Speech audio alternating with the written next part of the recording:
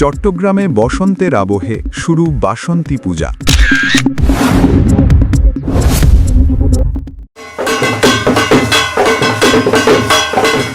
বসন্তের আবহে চট্টগ্রামে শুরু হয়েছে সনাতন ধর্মাবলম্বীদের প্রাচীন ধর্মীয় উৎসব বাসন্তী পূজা।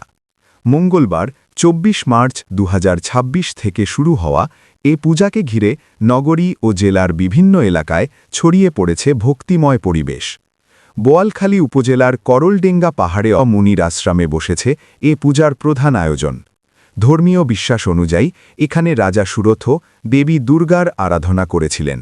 সেই ঐতিহ্য অনুসরণ করে প্রতি বছর এখানে বাসন্তী পূজা উদযাপিত হয়ে আসছে।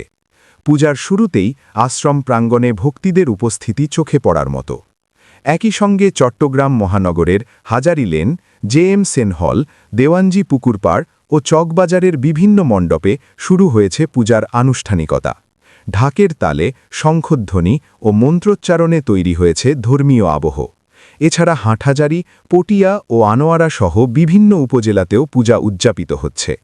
পূজা নির্বিঘ্ন করতে চট্টগ্রাম মেট্রোপলিটন পুলিশ বা সিএমপি ও জেলা পুলিশের পক্ষ থেকে নেওয়া হয়েছে প্রয়োজনীয় নিরাপত্তা ব্যবস্থা। ৫ দিনব্যাপী এ পূজা আগামী ২৮ মার্চ বা শনিবার বিজয়া দশমীর প্রতিমা বিসর্জনের মধ্য দিয়ে শেষ হবে।